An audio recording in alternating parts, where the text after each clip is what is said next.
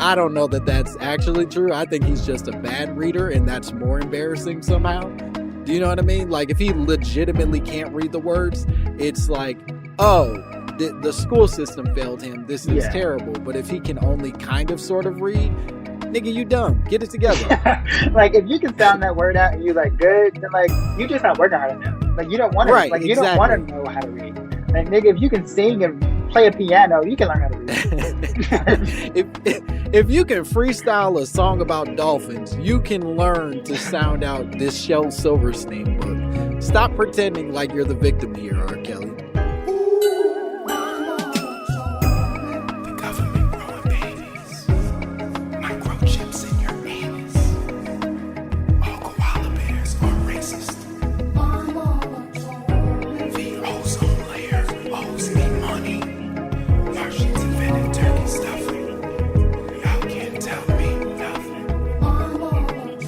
Yay! Yup, there it is. There it is, ladies and gentlemen. Welcome to another sensational episode of My Mama Told Me, the podcast where we dive deep into the world of Black conspiracy theories, and we finally work to prove that Isaiah Washington is a descendant of George Washington, mostly in his raging homophobia and deep desire to revive slavery. That is their connection. That's their blood. That's the thing that their family believes in. It's probably on a crest somewhere that Isaiah Washington wears when he does commercials now for, I think, diabetes medication. I think that's more or less what his career has been reduced to. The man's not doing well, but he's a Trump supporter, and you got to respect that. Don't we? Don't we, folks? Don't we have to respect Isaiah Washington and his political beliefs? I sure believe so. I'm your host, Langston Kerman. I'm happy to be here as always. I have an exciting guest for you all. He's hilarious. You guys know him from writing on Amber Ruffin Show. You know him from writing on Michelle Wolf's show. You know him from fucking being hilarious on Comedy Central. He's so funny. You guys are going to love him. Please give it up for Dewayne Perkins. Oh, hello. Yeah. Ooh, clapping. A little clapping for you. I love that. Love that. Ooh, that made me feel good. Yeah. I haven't heard claps in months. We're all miserable, but those claps make you feel a little less alone, and that's kind of nice. I felt alive for 2 seconds. Thank you. Well, let's take that liveness right out of your spirit, because you came to me with a conspiracy theory. You brought us a conspiracy theory that I would say is one of our more controversial picks. It's one that's going to cause some stir in the audience at home. They're going to feel something in reaction to what you chose. But you said, my mama told me. R. Kelly didn't do it. Mm-hmm. And multiple times, and every time, like recently, within, I would say, quarantine, she has tried to bring up this conversation, and each time I've been like, yo, you gotta stop. Wait, okay, hold the phone, because what you're saying to me is your mom, in fact, did say this to you. This isn't, because we just frame it, my mama told me. It doesn't have to be your mother. No, my mother literally has told me Jesus Christ. My goodness. Well, let's start there. Why? Why does she say this? She keeps bringing up the fact that she grew up with Sparkle. Okay. And she didn't like her, so she must be a liar. Okay. All right. And I was like, ma'am, that's not how this works. And she was like, well, I know her. And I was like, but this is not an indictment on her. I love that. I love that her entire instinct is, well, Sparkle's a lying hoe. So as long as Sparkle's involved in this, I know my dear friend Robert couldn't have done anything. She literally calls him Robert. She does not call him R. Kelly. Of course. She's called him Robert since my childhood. And I was like, do you know this man? And she would say she did, but I don't think she did. Oh, wait. She claims that she has, in fact, met Robert. Yes. She was like, I know Robert. And I was like, how? And she'd be like, I know Sparkle. And I was like, no, they are not the same. A lot of people know Sparkle, and a lot of people don't know R. Kelly. There's not like a permanent tether to the two of them. Most people don't even know who the fuck Sparkle is anymore, I think. Yeah, I mean, she's not at the front of anybody's mind, I don't think, unless you're watching that documentary. Sure. And she watched the documentary and she was like, well, people wanted money. And it was just like a lot of her just doubting everybody except the man who is a pedophile. Wow. Okay, so let's start there. How many, and we're not starting anymore, we're in this shit, but how many episodes into the documentary did your mother go? I don't even think she finished the first one. I think she was just like, you know what? This goes against what I think, and I don't have the room to change that right now. Sure. And that makes sense because there's no way you make it to episode 6 and then at the end you go, I still don't think he did it. 43 women in, I think he's still pretty innocent. I think as soon as she saw Sparkle, she was triggered and she was like, nope, not this line, ho.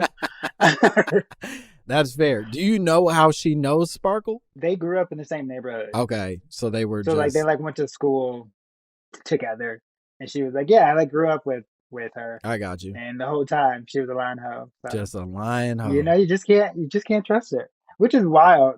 It's wild. It's wild that your mother is using that as justification for R. Kelly being innocent. But alternatively, the fact that Sparkle is a lying hoe does not necessarily make him any more innocent. And that's sort of the point. Like, she could, in fact, be a lying hoe. I don't know Sparkle personally, but I'll go with your mom on that. Maybe she is a lying hoe. But that doesn't make the man not a pedophile. It just means she be lying sometimes. That's the point that I made to her. And then she, of course, would bring up deeper things, which I would then have to be like, oh, no, that's crazy. Mm-hmm. Where she'd basically say, like, everybody knew. And I'd be like, yeah, but that doesn't change anything. Yeah, we all knew. Sure. But, that makes it worse. Right. That makes us complicit. That doesn't make him innocent of anything. Her thought is like, well, if we all knew and anybody said nothing then, why are we trying to take him down now? And I was like, time is a concept, and we don't control it. Really trauma has a tendency to feel exponentially heavy on your spirit after a while. Yeah, and also R. Kelly was not thriving, where it's like now we got to take him down at his height. It's like, no. His height was a while ago. Right. Yeah. No, R. Kelly admittedly has already said he's broke. He said, y'all are just trying to take down a broke legend is what he refers to himself as. So, yes, this certainly is not him at his height by any means. Maybe she's just I don't know. I get being on the fence about his music and be like, oh, I really like this song and he's a bad person. But you can't just be on the fence about him just out here being a pedophile. That's not that's just a fact. Sure. And she recognizes that, I think, but she just refuses to acknowledge any of the implications of that. Right. That if I'm hearing you correctly, it's not so much that she's fully denying the possibility that he's a pedophile. She just doesn't like that makes everyone around him and his music bad. That he can be a pedophile, but why we got to stop bumping his songs? Why we got to stop enjoying the character that he's created? She basically says he's a pedophile, but it's not just him. Mm-hmm. It's everybody. So it's not he shouldn't be the one that's just in trouble. Sure. And I'm just but lady, we got to start somewhere. That's a great first step. Sure. Holding him to some level of accountability would be it'd be a joy. It would be a great step forward in the way that we deal with these problems. Yeah, it's she blames him, and I'm great. And then she'll keep going and be but we should also blame the parents and the girls. And I'm just you should have stopped. Yeah. At the first one.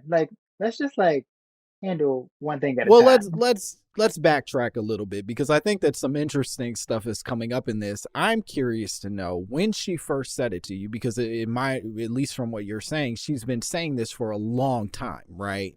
When she first said it to you, was there any part of you that thought maybe she was correct? That oh, maybe he didn't do it. Maybe he's not the bad guy that the world is telling me he is. No, not a single moment. Because it was just so obvious. Growing up in Chicago, going to high school, R. Kelly was the Candyman. There was just lore. You just knew the nigga would be in a PT Cruiser by Kenwood trying to get some girls. That was just a thing. It'd be yeah, that's that rapey man who got good music. Yeah. I didn't so there was never a doubt of he didn't do it. I just didn't know that people wasn't listening to his music because of it. I just thought that like within the circle that I was in, within like life, I'm like, yeah, we all know, but Yeah. like he made good music. So like these are two facts that just Right. exist. He makes good music and a nigga rapey. Like Yeah. that's, Yeah, I think that makes perfect sense. The girl he peed on tape at least, went to my high school. And so it was one of those things where it was like, yeah, we all knew, but we're not unreasonable. We're still going to step in the name of love. Like yeah, what am I better than the 3 songs that we got for our prom? You know what I mean? That like everybody wants to hear? right. I'm like the world's greatest makes me feel good about myself. Yeah. How dare you ask me to take that away? And also, it's just like if the government ain't doing like if cops ain't doing shit, what am I gonna do? I'm in high school. Right. Yes, and I think that that's something that, to your earlier point, we had to learn along the way, right? Like I didn't learn that like, oh, I have some accountability in the way that he progresses or doesn't progress, and I can actually make adult choices. Whereas when I was a kid, I'm like, fuck it, man. I don't know. He's a bad dude. He peed on that girl I know, but we'll be all right. We're gonna keep dancing. That was my exact feeling as well. Like my uncles had that tape just like next to like the normal like DVDs. Like it would be like Blade and then like the piss tape. And I'm just like, that's Yeah. crazy that like this is so casual. Like this is child porn. Just Right. like That's also fascinating because as a child, I don't think it was ever presented as child porn it in was not. our colloquial circles, right? Like, I'm sure in court, they're calling it child pornography. That's what he got arrested and charged for. But ultimately, everybody I talked to, it was just like a tape with a girl getting peed on. Hmm. And that's fucking nuts. We're not. It is insane that that was the narrative. Just like, this little girl, just like regular. Like it blows my mind to think back to those times and be like, damn, I didn't question shit. No.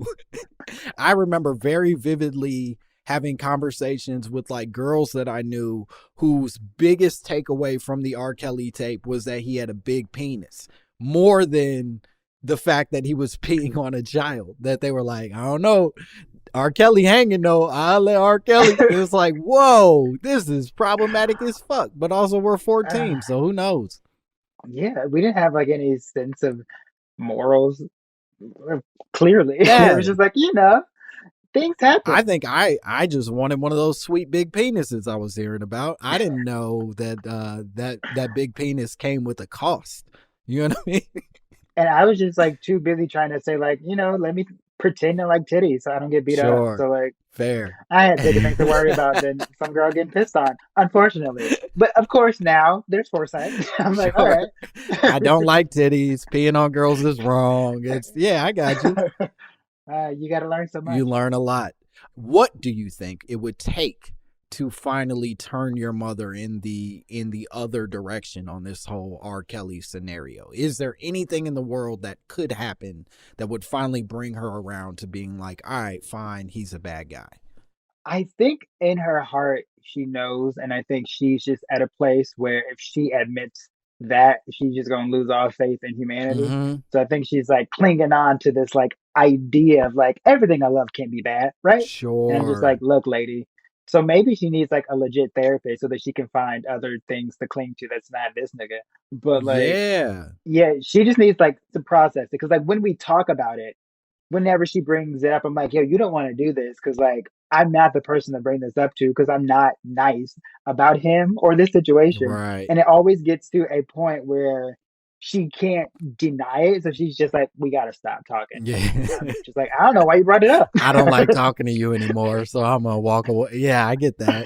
I uh, do think that that is one of the more complicated elements of all of what's happening in society, right? With like cancel culture, and cancel culture is a weighted term at this point that comes with all kinds of weird connotations. But I do think that at its root, what we're asking people to do is a super complicated ask inside of what should be basic morality, right? The basic thing is this person is bad. You shouldn't want them to be in your life.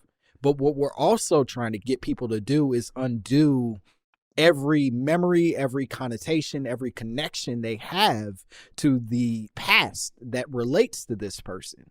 And so maybe some of maybe some of the starting point of this is not being like, that dude's bad, you got to like erase his music from all of your memory, and more be like, hey, that dude's bad, so maybe, try to filter it out. Let's wean you off of Kells. You know what I mean? Yes.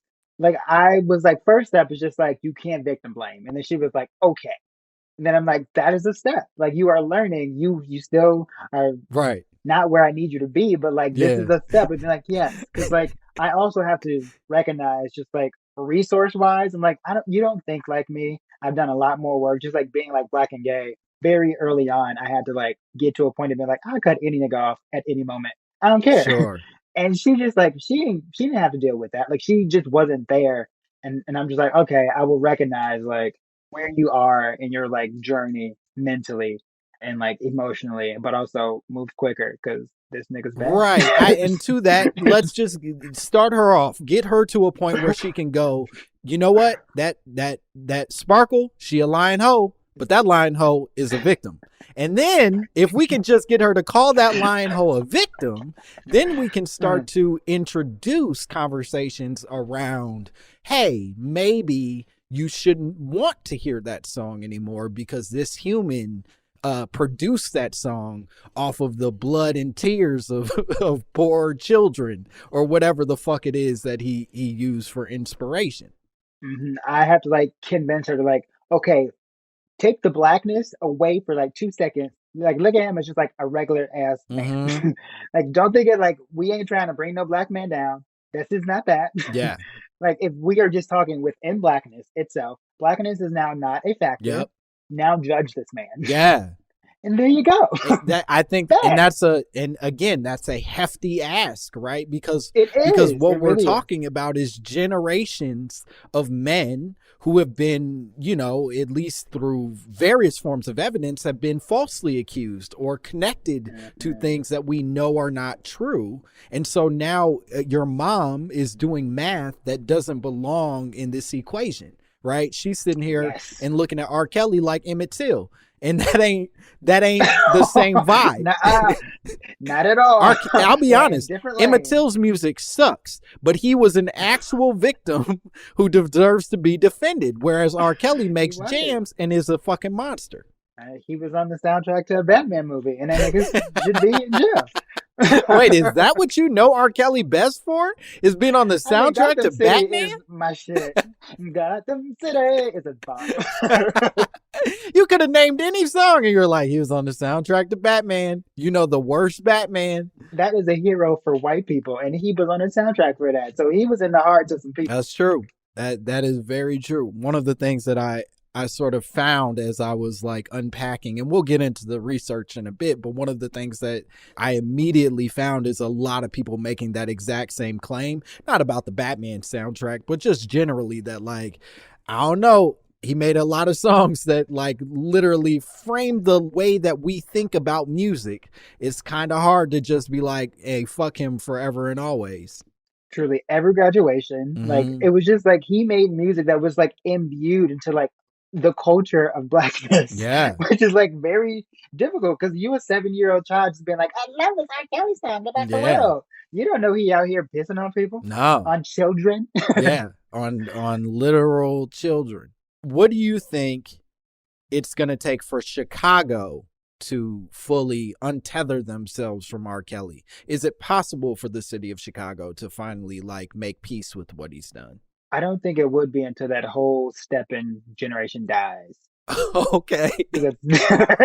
So you're looking at them like conservative voters. You're like, they just have to die off and then we can. Yeah, I just don't think it's going to change. Like he has, maybe that nigga does voodoo because the hold he has on Chicago is like supernatural.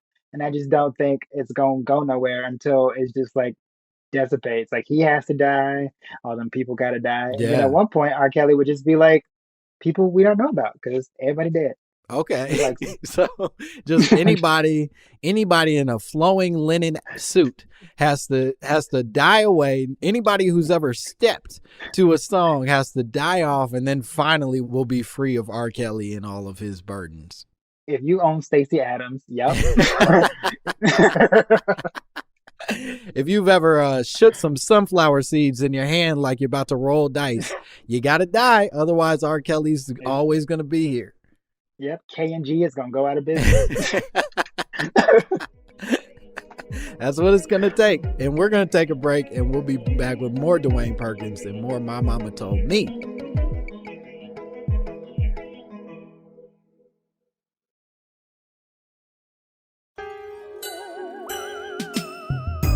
And we are back.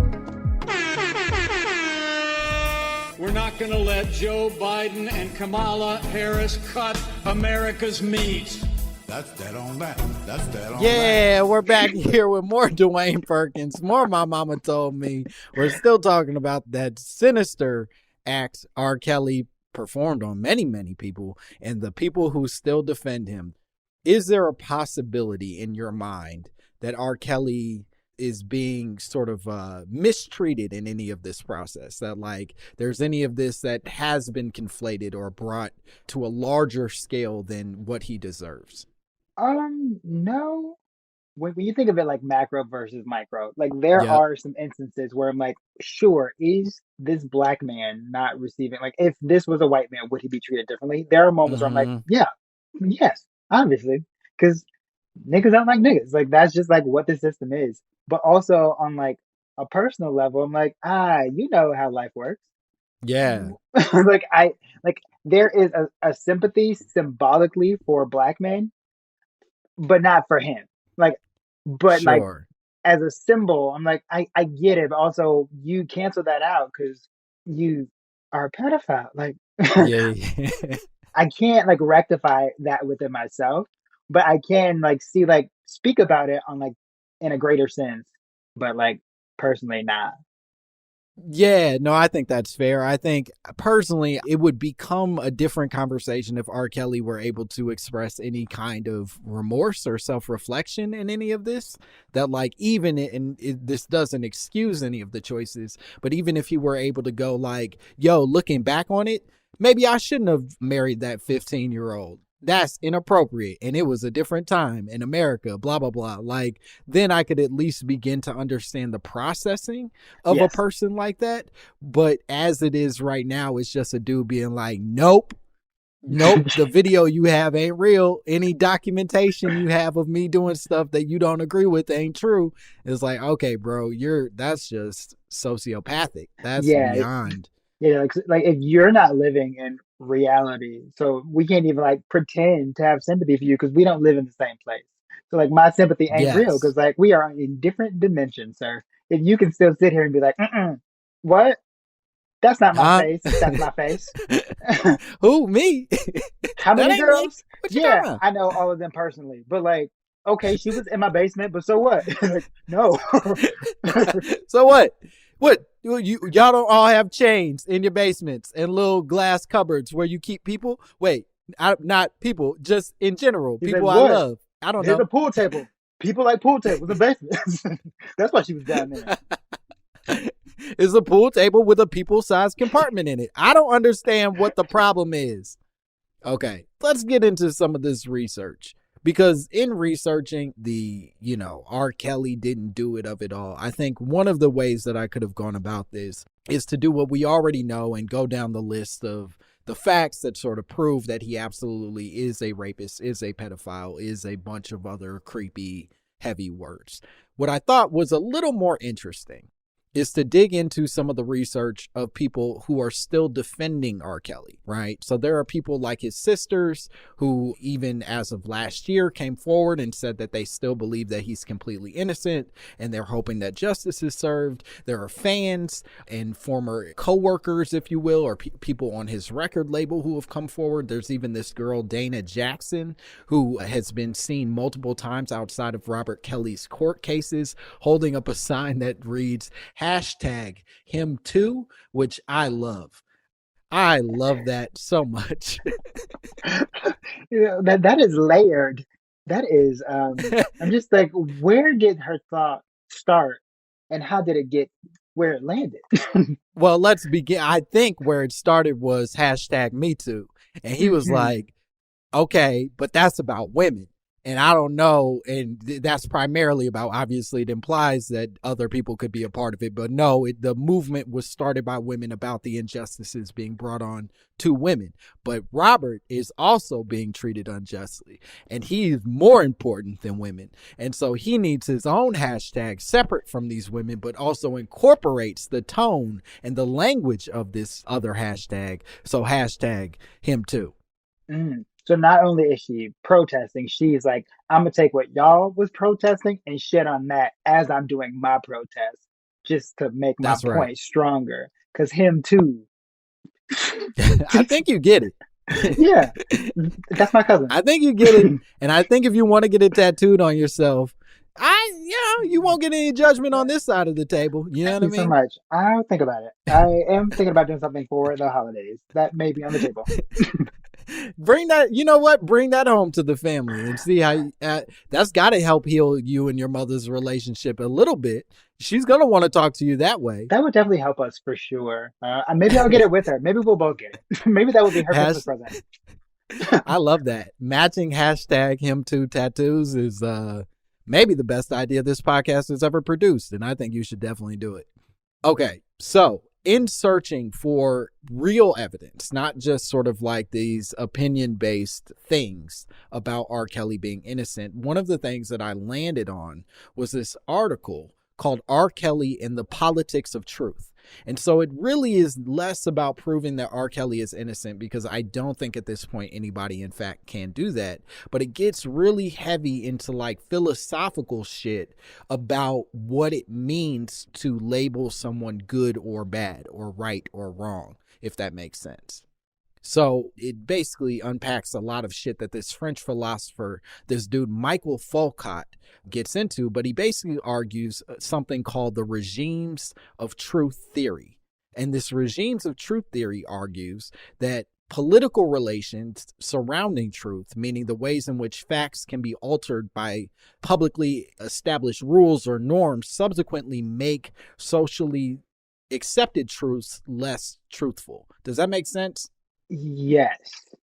I'll try to put it in less wordy words. What he's saying is, I think, that like what we understand to be true, the sun is hot, right? Like that is a standard truth out in the world. The sun is in fact hot.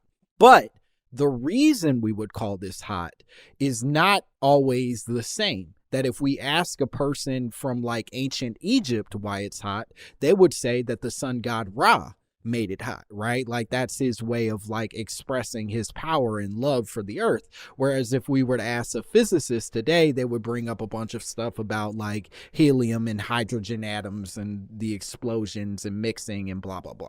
So while they are both true to the individuals, politics and circumstances and history change the way that we understand those truths. Yes. Truth is dictated by point of view. Exactly. That's exactly right. And even more so just point of view, it's history and culture mixing into that point of view that makes it so complicated. Yep. So now that brings us into understanding what R. Kelly's situation is. And one of the things that they argue in this article is that R. Kelly exists in a time where some of the things that he's understanding to be true or right or wrong, or even the world is socially accepting as norms, are in fact normal for that period, right? Yes. I feel like you're not bought into this and you won't say it. You're trying to be polite and like bite your tongue through it. And it's making me uncomfortable and I won't sit through it. I refuse. I'm just trying, like, I've thought about, like, this way of thinking is just like how I think normally, but the way that they're trying to use it for R. Kelly is like a disconnect for me. Cause like in my head, I'm like, I don't understand what truth he could have that could be so skewed by time, culture, context, that he would still today still have that point of view. Sure. Well, I think what we could argue is that if in fact we allowed him to go on television and sit next to a 15-year-old girl wearing matching Mickey Mouse ears and outfits, right? That there's a level of acceptance that the world offered him, that if you are a person so detached from reality that you don't begin to recognize that, like, oh, that acceptance was mostly out of ignorance and sort of like bad decision making more than it is out of like a real healthy perspective, then you can continue to behave that way despite the fact that the world feels differently. Sure, but like, what are we supposed to do about that? As far as fixing it? Yeah, as far as just like his way of thinking, if if we're judging his actions by this idea of like, oh, well, he was made to think that like this thing was okay because of the circumstances that he was in, like, sure, but like what then? But like what now? Are we just supposed to be like, all right, that's Yeah, cool? I'll say two things to that. Number one, I think that part of what philosophy does is just make stuff thinky and not make stuff solution based. It's like, well, how did we think about the things that we thought, and why did we think those things? It doesn't actually go like, and this is how you fix shit. You know what I mean? And then number two, I'll say that I don't know that their argument is to say that R. Kelly in any way is not a monster in this, but more to say that like the world being slightly complicit in his behavior and choices ultimately leads us down a path where R. Kelly gets away with it for much longer than he should have. Yes, I think that's kind of what my mother was saying, but in like a more hood way of just being like, but look at everything else, and me being like, yes, I've thought about this, and like even with that context, this is a conversation that should be bigger, but it doesn't make this conversation that we're having smaller. Like we can expand this conversation to include those ways of thinking, but those ways of thinking doesn't take away from anything that has been discussed thus far about him and his actions. Sure. And I think to that point, we can go down a historical train, right? Where we say like, well, back in, Socrates' day, they used to have sex with little boys. And that was a way of, in their mind, passing on wisdom. It was the physical act of sharing wisdom with another person was to have sex with someone younger than you, specifically a young man, as a way of empowering them and making them better for the world, right? And maybe R. Kelly somehow is justified because these older generations did this thing. But to your point, the context that we live in right now doesn't offer any of those compromises. Whether we introduce the Socrates conversation or not, R. Kelly was still going to high schools to pick up little girls. Yeah. And that ain't said, Socrates ain't say shit about that. Yeah, like that's like if the context that we exist in is not the context that the argument exists in, then we can't just like say that they're the same, because we're like, no, that's not what he's doing. Like, sure, this is a bigger conversation that's philosophical in nature, but that's exactly what it is critical thinking about ideas. But we're not talking about ideas. We're talking about this nigga going to physical places to pick up children. So like, I think that's right. We can like, both of those conversations can exist. They just don't exist in the same lane because they're not in the same lane. Right. Yes. But one of those lanes has a little girl in it. Yeah. One of those lanes got a little girl in it, and it's got a real nice Cadillac Escalade pulling up right next to the little girl and saying, "Get in, little girl, I'm taking you to the studio." Oh boy. Oh boy. I don't know. I thought it was a pretty good riff, and I'm not going to bite back on that. Here's something else that I thought was interesting and and this goes back to your mother's argument about the possibility that he could have been wrongfully convicted or wrongfully even accused, is that 9,750 people are wrongfully convicted every year in the United States. 9,750 people are wrongfully convicted every year. And then on top of that, only 159 people were exonerated rather in 2015 and 2016. That's basically less than 2% of the people that are going to prison for a crime they didn't commit being released and made, getting their names cleared afterwards. I mean, those statistics are terrible. Yeah, no, they're heartbreaking Oh, statistics. goddamn. Yeah. Yeah, and like, and I do think that's also a conversation that can, like, I think that most people aren't equipped to think about things in such a large way that they encompass many people's feelings at the same time. Mm-hmm. Because I think that there is a way to listen to a woman when they accuse a person of a thing, and then also be cognizant of like, oh, there is another person attached to this accusation. We also have to like be aware of this person's feelings as well, while still recognizing that like the person that's accusing the person of this is also going through something. And I just don't think we as people are just like smart enough to deal with that. So it's just like, Yeah, I think that's right. I think even to that point, we've created a weird language around sexual abuse where it's almost heroes and monsters mhm, and not human beings doing human shit to each other, right?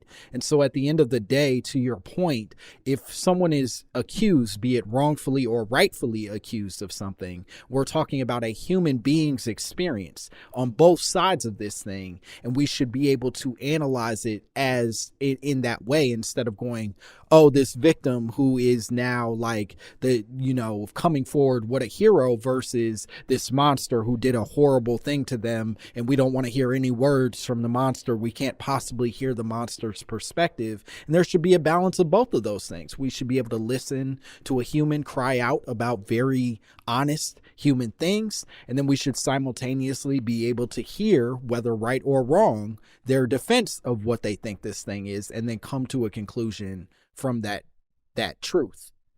yes. And I think that's why it's so difficult because I think we'd have to, similar to how I feel about everything in this fucking country, like you'd have to like start from the bottom to create like a new sense of speaking about these things. Because even being accused, it's so loaded now that like the language in which you'd have to speak about it to get your side out without blaming the victim, or like there's just like not a language to really encompass both of these people within this like situation.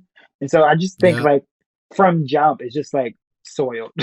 It's just like a bad Yeah. system. Yeah, and I think it goes even beyond the system, right? Is that like Mhm. when we think about the R. Kelly victims involved in this, so many of the defenses, and you brought up some of them, are like for even these young girls, 14, 15-year-old girls, were like, she's fast. You know what I mean? She's a loose girl, even though she's a child. She's in it for the money. Her parents should have been watching her. They got something out of it too, be it fame or attention. There's so many different ways we can change the scope of this argument away from the actual issue, which is that 40-year-old man should not insert himself in that child, period.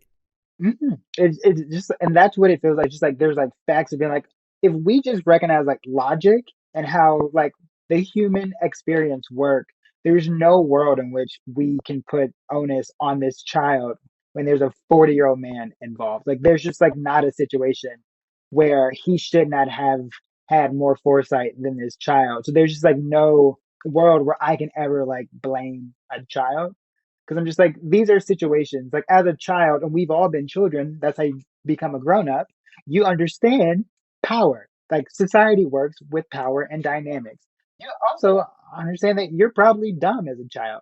You don't have foresight because you're a child. Mm-hmm. So you're Yep. making decisions based on the decade and some years you've been alive. Whereas this 40-year-old man has 40 years under his belt. So there's just no world where we're comparing the knowledge or the experience of these two parties, and to even consider that child to be equal to that grown up. We're already starting from like a place of bad faith, because like that's just not gonna work. I think you make a good point, but consider this. What if that 40-year-old can't read? What if he doesn't know what the word foresight means? Now we're getting into rocky territory. I guess we could agree R. Kelly's innocent. And, I mean, if you can't read, I really do think that cancels out everything you've ever done. sure. I mean, a lot of people in this circle say he can't read, but This brings me to what I would say is maybe the final sort of conclusion I came to in the possibility or the at least exploration of R. Kelly's innocence. One of the things that I sort of landed on in studying all of this stuff was a theory that I'm coining the pea falls in the woods theory, right? And so many people who continue to work with R. Kelly basically claim that they maintain his innocence, not because they actually believe that he's innocent, but most of them just go, well, I didn't see the tape, so I can't prove it one way or the other. Like, I can't call him guilty if I didn't see the actual crime that otherwise would make him guilty. Therefore, I'm going to keep getting this money. I mean, I didn't see the Titanic, but I'm still like, that shit happened. Sure. Like, that's a terrible defense. Like, niggas die, and you don't be like, I had to be there. Just know that Martin Luther King was shot. Like, do you also think that didn't happen? Like, it just doesn't make sense. And if anybody would say that, I'd be like, I think you can't read either. I think you're dumb.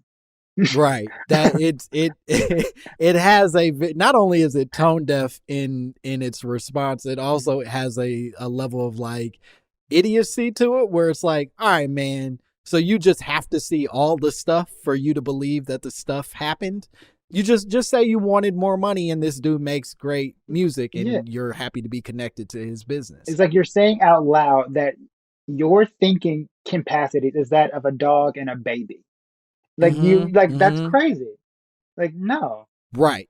Now, here's a conclusion that came out of the article that I do think is worth exploring for a second. One of the things that they sort of introduce, and I don't even know if this is their intention, but I'm not a researcher or a scientist, so I'm going to make it something more complicated than I think they were leading to. But one of the things they ask is how much of our current truth is going to remain true for the remainder of human existence, right? Much in the way that, you know, Socrates teaching us to have sex with little boys is no longer a truth that we accept. How much of the things that we're currently accepting as a truth are going to remain exactly that all the way down the line? Do you know what I mean? Mm-hmm. And so the big question it left me with is, in 1,000 years or 100 years, assuming we make it that long, we won't, but 1,000 years from now, will we still see R. Kelly as a monster, or is he going to be then like sort of like viewed as something other than a monster because of the changes in culture and history that make his crimes less criminal? Sure. I also think we just like probably not gonna be talking about R. Kelly in 1,000 years. Like, he was impactful, but like not 1,000 years. Like, we barely talk about like I mean, like Socrates. Like, is R. Kelly the Socrates of our time? I don't know. Well. Maybe he is to some people. Trapped in the closet I was don't know. revolutionary. So I don't know. But sure, I think there's a world. We look at people like, what's that man who killed everybody? Genghis Khan? Like, he just murdered everybody. And he's still just in the consciousness. Niggas still be bringing him up. Sure. And he So didn't maybe. just murder everybody. He raped everybody and then he Murdered, murdered raped. everybody. And part of that is now, and the reason we know that he raped everybody is because I think it's some crazy number where it's like 80% of the entire world's population descends from Genghis Khan. That like he was so good at raping that he literally created our genealogy, our entire like family history, and we're all connected somehow to this dude. And so to your point, I think it's hard to know the way that we're going to view people. Maybe R. Kelly won't matter. Maybe he's going to completely become like absent in the minds of the people of the future. But if he does matter, we hope that he's at least remembered as, you know, a rapist and not a good thinker. Yeah. Not a Socrates, if you will. A rapist who was on the Batman soundtrack. There it is. We're going to take another break and we'll be back with more Dewayne Perkins and more My Mama Told Me.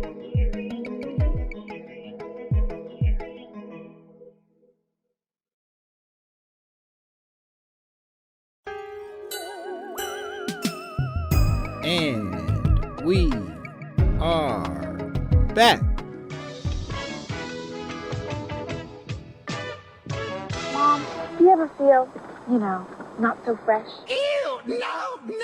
Yeah, we're back here with more Dewayne Perkins, more My Mama Told Me. We're still hoping that R. Kelly isn't the Socrates of our time, but there's no way to know. We'll just have to check back in 1,000 years from now when the earth is almost certainly melted and or covered in giant hunks of ice. Who knows? You got a plan? You think you have any idea what the earth is going to look like 1,000 years from now? I think it's gonna be like a bunch of pollution, and then we as humans are going to evolve. Very few of us though, and we gonna be able to like breathe. And I think the life expectancy is gonna probably be like 32 or something. You think we're going back to like Jesus time, where it's like, Yeah, we are going back because we're not living longer. okay, Well, Jesus and them, they like lived for a very long time. Like Adam was like 1,000,000 years old or some wait, shit. no, in the Old Testament they lived a long time. Oh, Jesus yeah, and yeah. them lived like 6 weeks. They were like houseflies, I think is how that changed. Oh shit, yeah. Yes, then we're going back to that time. Okay, yeah, because Abraham was like 996, and he was He had 1,000 kids. he had all them kids, and they kept being like, Abraham, are you gonna die? He was like, I mean, at some point, but I still got stories to make up. When God tells me to. Okay, I want to play a game. We have a fun game, a brand new game that I'm calling Trapped in the Time Capsule. Like teenage girls. When you say teenage, how old are we talking? Okay, Trapped in the Time Capsule. It's a fun game that we're going to play in which I've pulled up a couple reviews of Trapped in the Closet that were written at the time that R. Kelly produced this quote unquote masterpiece.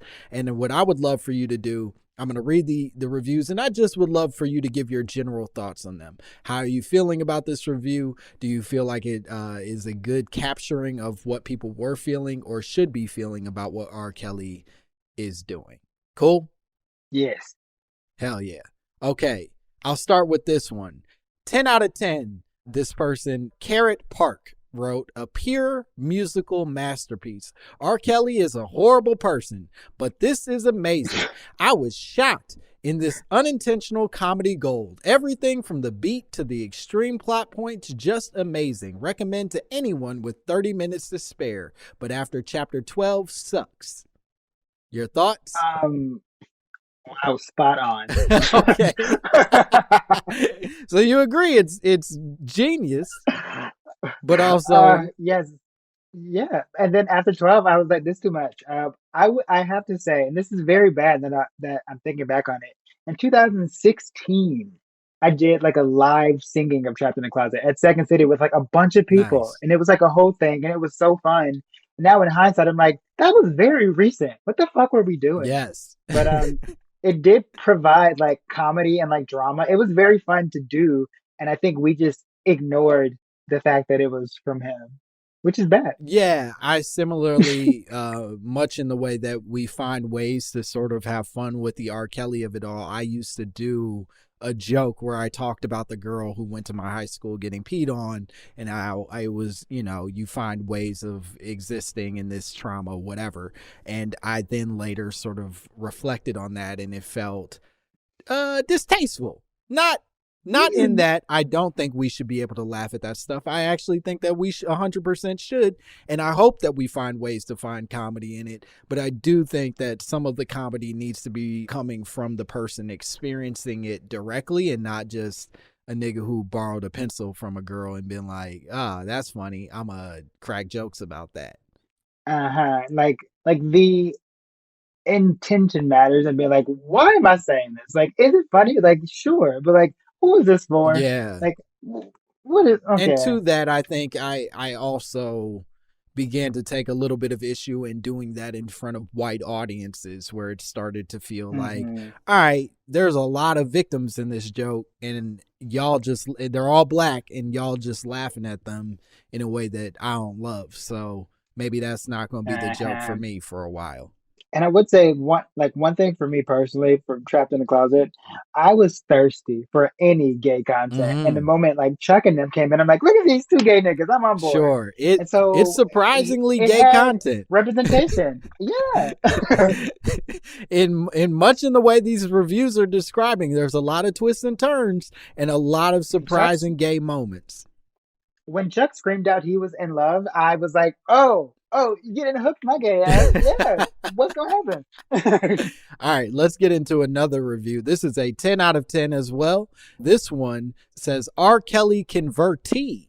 Easy to describe this one. You will either love it or hate it. Look through the comments. They are pretty much all either 1 or 10 with only a few fence sitters. Personally, I saw this for what it truly is. The funniest, most entertaining, complex, and interwoven love, I don't even know that word, ever conceived. Personally, when my friend told me he'd sent me something in the post that I loved chapter 9, I thought it was going to be a book. When R. Kelly Trapped in the Closet arrived several days later, little did I know that my life would be forever changed. Well, that's an exaggeration, but I did laugh from start to finish. As far as I'm concerned, anything that can do even half of that deserves every award ever. They didn't proofread this at all. If you have the opportunity to see this, then do. If you've heard of this film and get past the low rating and make it to the comments, then take it as a sign something has compelled you this far, so don't go away. Actively seek it out and spend the most entertaining minutes of your short life. The world needs more laughter. Open the door. I feel like that was a little heavy-handed Sure. because it wasn't like all of that. Like, girl, chill. Right. Like, it had some like giggles, like it was fun, but I don't think it was like the best thing ever. It just felt like almost like a parody of like Tyler Perry. It just felt like very like you were in on like a joke. Be like, oh, this is funny because we know what this is. And honestly, at the time it came out, I think maybe I just didn't realize like how many victims it was. Because I just was like, yeah, he like did some great shit, but like he probably like regrets it. And then later Right. when you find out he didn't, that's when it's like, ah. But like during that particular period, I'm like, oh yeah, look, he's doing like grown up stuff now. I do think, to your point, there was a period where it seemed like, oh, it was just that one girl, and Mhm. that's okay. And it's like, that's not okay. That's actually still pretty fucked up. But I think the society made a choice where it's like, all right, we could deal with one, and then it turned out it was 193, and it's like, okay, that's a different conversation. Oh man, I didn't even know it was that many. Oh, God I damn. just made up a random number. I Oh, have no idea like if that's actually it, Jesus. but Oh I my wouldn't goodness. put it past them to it. There's no way R. Kelly's number isn't lower than 193, and he clearly doesn't enjoy adult women that much. So I'm going to say 193. Okay, I'll say it too. Okay, hell yeah. Tell your friends. Right. 193. Here's the last review. This one's my personal favorite, and this one's a 1 out of 10 stars, much like the previous one alluded to. They're all either 1s or 10s. But this one says, R. Kelly is a disgrace to all black people. Not only that, but he is also a disgrace to the entire human race. Go away, R. Kelly. You were this close to being cool, but you just had to pee on the bitch, didn't you? Didn't you?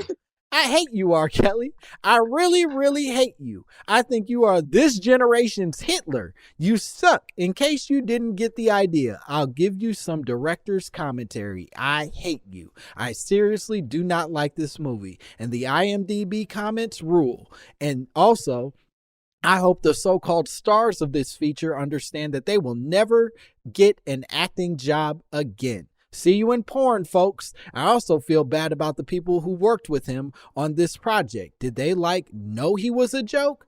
I don't understand how this even exists. Wow. Okay, that person. I love their passion. First of all, they Yep. really the amount of times that they said "I hate you" Yes. made it very clear. There were a few parts that I was like, "You're overstepping. You can't say that these people won't get jobs again because some of them have. Sure. We Yeah. Michael K. Williams works. That boy he stay books. working." And so I'm like, stay in your lane, and your lane is your emotions, which I'm on board for. I'm like, yeah, hate him. Yeah, I think that review I give it a 10 out of 10. Well, I'll give it a 9 out of 10 because I didn't like them overstepping to speak to the actors. They don't know what situations they were in. Right. But yeah, I really love how much they hate it. I do not agree that he's okay.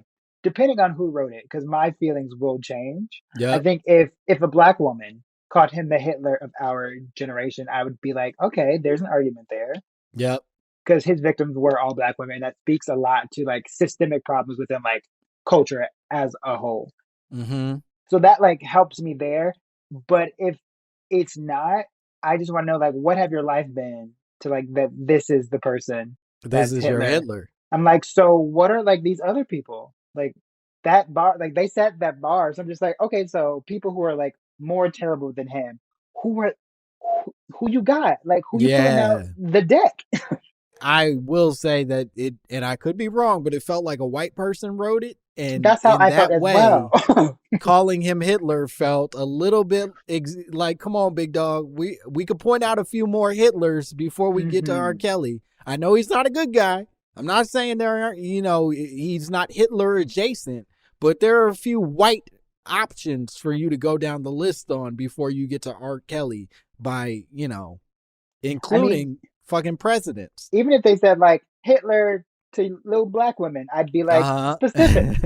Okay, that All makes right. sense. You Okay, studied. I'm like, all right, but just like generally, I'm like, okay, you, that's too broad, an Sure. assumption right there. So again, based on this review, you're giving Sky Captain, you're saying a 9 out of 10, largely for passion and not necessarily for accuracy. I'll take it back. I'm now aiming at like a 7 because now I do think that they are Caucasian and that does paint it differently for me. Okay, that's fair. Mhm. And you know what? I can't argue with you. I think a 7 seems reasonable. Thank you for your passion, but maybe do a little bit more research before you go calling the nigga who was on the Batman soundtrack Hitler. Because would they let Hitler on a Batman soundtrack? I don't think so. Listen, I've listened to every Batman soundtrack and not one song from Hitler. Not one. Mm-mm. Well, this was great. Dewayne, thank you for being here. Thank you for doing this. Could you tell the people at home where they can find you, what cool shit you have going on? Oh yeah, yeah. You can find me on Twitter. It's just Dewayne Perkins. That's Oh, boy. DEWAYNE. Because there's another stand-up comedian that has my same name, and I'm not him. Okay. And then our Instagram is Dewayne K Perkins. Yeah, and watch the Amber Ruffin Show. It's Fridays on Peacock. I love that black woman. She's my Hell favorite. yeah. Watch the show, follow him on Twitter and Instagram, and as always, follow and like, subscribe, and say nice things or horrible things about the podcast. I enjoy both. And if you would like to send us drops or cool thoughts or conspiracy theories of your own, please send them to mymommapod@gmail.com. I would love to hear from you, and follow me on all those platforms, Instagram and Twitter, if that's some shit you're into. I'm not going to follow you back. I'm a sicko that way, but I'm happy you're following me, and I didn't have to say any of this last part. Okay, bye.